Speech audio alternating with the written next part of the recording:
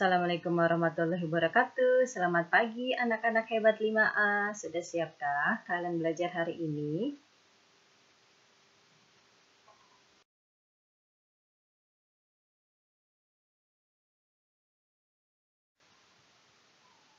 Sebelum belajar, mari kita berdoa. Bismillahirrahmanirrahim. Rabbi zidni ilma warzuqni fahma. Amin. Hari Rabu ini kita sudah memasuki tema 2 dan untuk hari ini adalah pelajaran yang ada di tema 2, subtema 1, pembelajaran 1. Pelajaran pertama yang dibahas bahasa Indonesia dengan materi menemukan informasi penting dari teks. Informasi merupakan sekumpulan data atau fakta penting yang memberikan manfaat dan pengetahuan bagi penerimanya. Kalian dapat menemukan informasi dengan membaca sebuah teks atau bacaan secara cermat. Selain itu, kalian juga dapat menemukan informasi dari jawaban pertanyaan-pertanyaan yang berkaitan dengan teks atau bacaan. Pertanyaan-pertanyaan tersebut biasanya menggunakan kata tanya apa, siapa, kapan, di mana, mengapa, dan bagaimana. Setelah informasi penting ditemukan, kalian dapat menyajikan informasi tersebut dalam bentuk peta pikiran atau mind map. Peta pikiran merupakan suatu cara mengelompokkan serta menyajikan konsep, ide, maupun informasi dalam bentuk diagram. Pelajaran kedua yaitu IPA dengan materi sistem pernapasan pada hewan. Sistem pernapasan pada hewan yang pertama akan kita bahas yaitu pada hewan ikan. Ikan bernapas menggunakan insang. Insang terletak di sisi kanan dan kiri kepala ikan.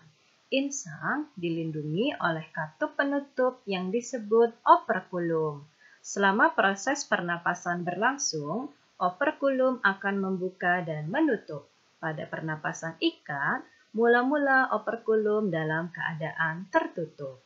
Air yang mengandung oksigen akan masuk melalui mulut ikan. Kemudian, mulut ikan tertutup dan air akan mengalir ke bagian insang ikan yang terbuka. Di dalam insang inilah terjadi pertukaran oksigen dengan karbon dioksida.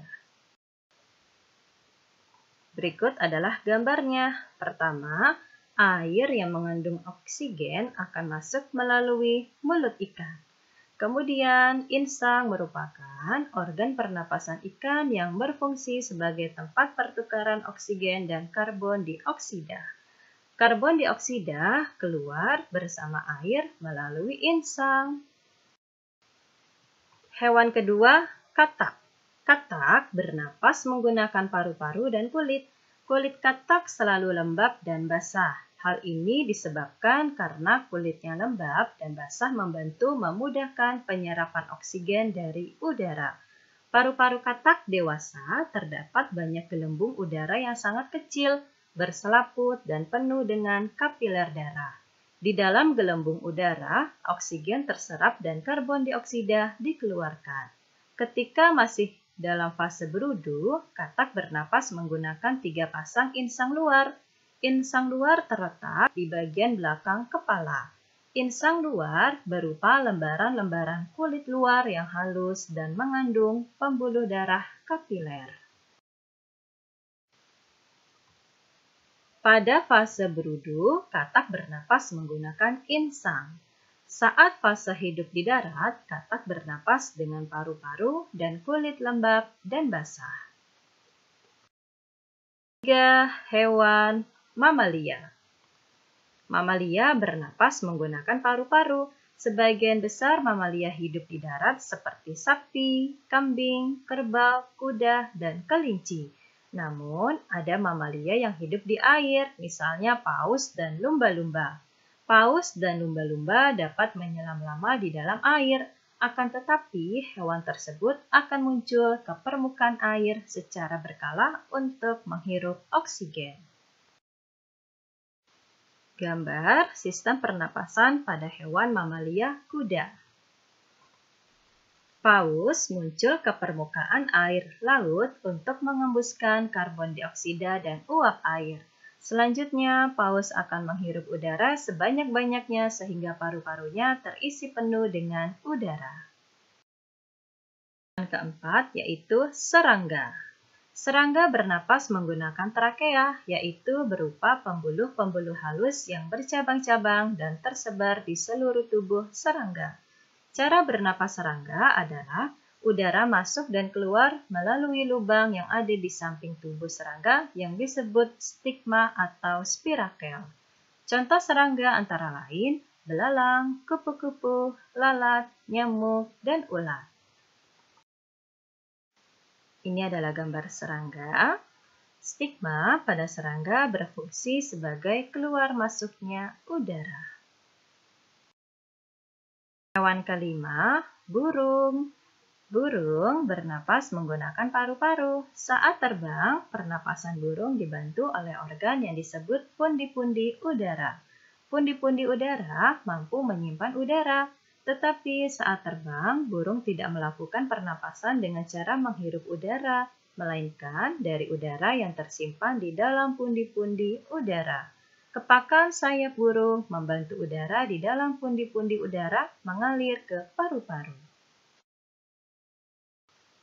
Ini adalah gambar sistem pernapasan pada burung. Ada paru-paru, pundi-pundi udara, trakea, lubang hidung. 6. Reptil. Reptil disebut juga hewan melata. Contoh reptil antara lain buaya dan kura-kura. Reptil bernapas menggunakan paru-paru. Oksigen masuk melalui lubang hidung. Dari lubang hidung, oksigen masuk ke tenggorokan. Kemudian udara masuk ke dalam paru-paru. Buaya dan kura-kura merupakan reptil yang dapat menyelam ke dalam air. Saat menyelam, buaya dan kura-kura menutup lubang hidungnya agar air tidak masuk ke paru-paru. Anak-anak, ini adalah sistem pernapasan pada reptil.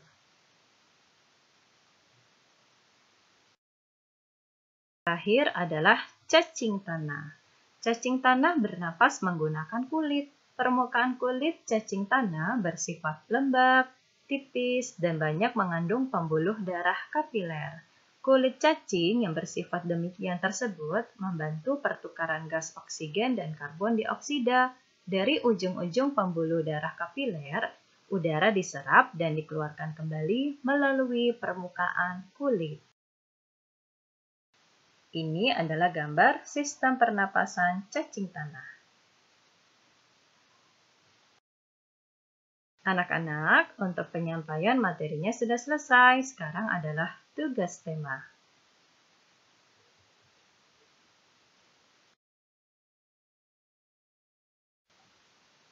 Tugas tema yang pertama adalah bahasa Indonesia. Bacalah cerita yang berjudul Dayu dan Ikan Hias. Setelah kalian membaca cerita Dayu dan Ikan Hias, kalian perhatikanlah peta pikiran berikut. Lalu, jawablah pertanyaan dalam setiap kotaknya. Tugas yang kedua yaitu IPA.